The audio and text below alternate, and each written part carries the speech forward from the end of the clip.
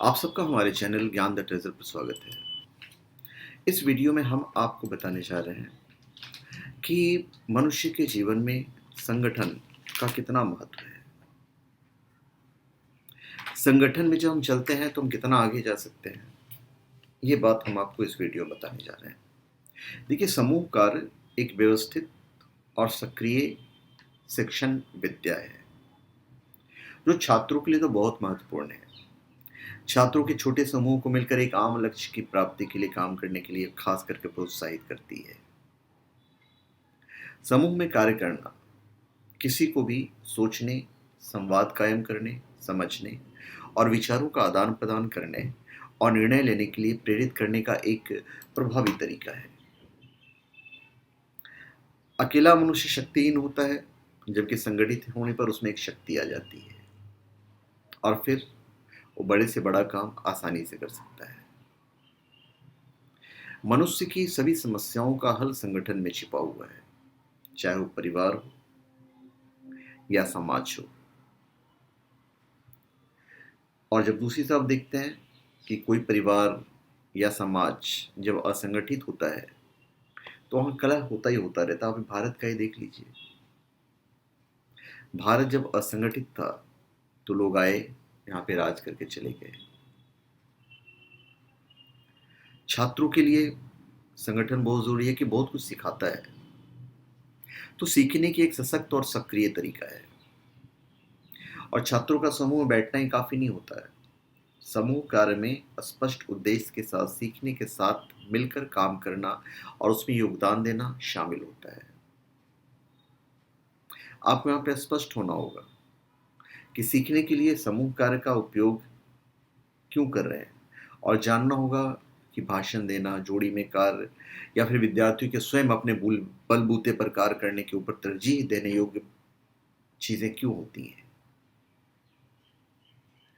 संगठन, परिवार, समाज, देश जब ये संगठित होते हैं तो कोई भी दुश्मन हमारा कुछ नहीं बिगाड़ सकता, जबकि असंगठित होने पर दुश्मन जब चाहे आप पर हावी हो सकता है।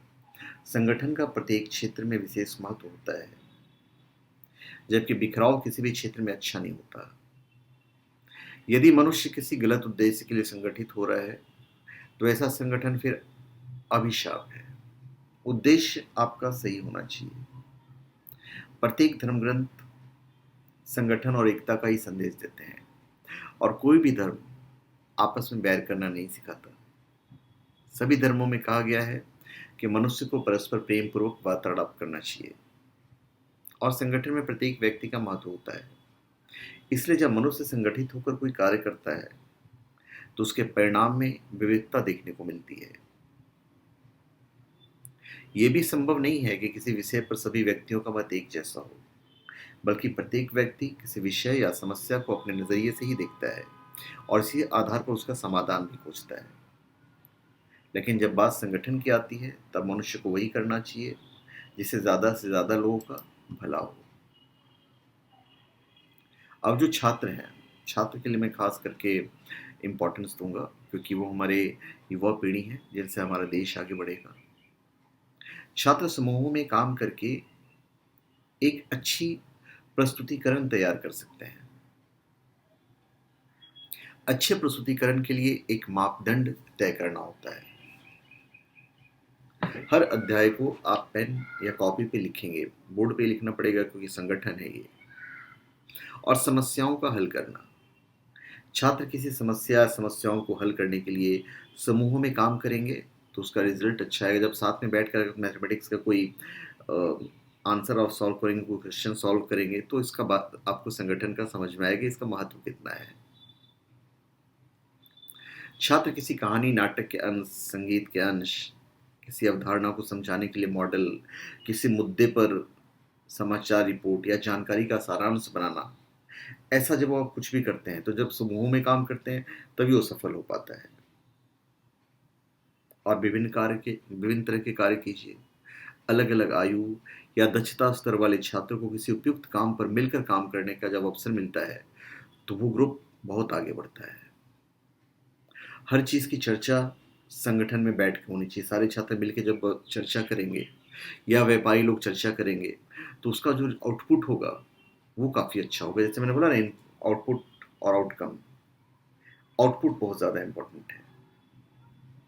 अच्छे समूह कार्य को प्रबंधित करने के लिए कुछ नियम भी निर्धारित करने होते हैं, जहाँ पे एक दूसरे का सम्मान करना, सुनना, एक दूसरे की सहायता करना, एक विचार से अधिक को आजमाना और अपनी योजना के अनुसार छात्रों को उन समूह में भेजना होगा, जाना होगा जहाँ पे वे काम करेंगे। यहाँ पे अपनी व्यक्तिगत भावनाओं पर आपको नियंत्रण करना होता है। इसलिए संगठन में व्यक्ति को शारीरिक तौर पर नहीं, बल्कि मानसिक और बौद्धिक रूप से भी समर्पित होना पड़ता है। कार्य के बारे में बहुत स्पष्ट होना है और उस बोर्ड पर छोटे निर्देश या चित्रों के रूप में लिखना चाहिए। और हर के ऊपर एक आदमी होना चाहिए, विशेषज्ञ समूह जिसे कहते हैं। प्रत्येक समूह को अलग अलग कार्य हैं, जैसे कि विद्युत उत्पन्न करने के लिए एक तरीके पर शोध करना, किसी नाटक के लिए किरदार विकसित करना, तो अलग अलग ग्रुप्स हो जाते हैं। तो अलग अलग ग्रुप यहाँ पे काम कर रहा होता है। यदि काम में कुछ बनाना या किसी समस्या का हल करना शामिल है, तो कुछ देर बाद हर समूह के किसी अन्य समूह को एक प्रतिनिधि भेजने को कहें। फिर कार्य के अंत में समेकित करें कि क्या सीखा गया है और आपको नजर आने वाली गलतफहमियों को आपको सही करना है। तो सक्रिय सीखने की प्रक्रिया का प्रतिरोध करते हैं और उसमें संलग्न नहीं होते, हावी होने लगते हैं।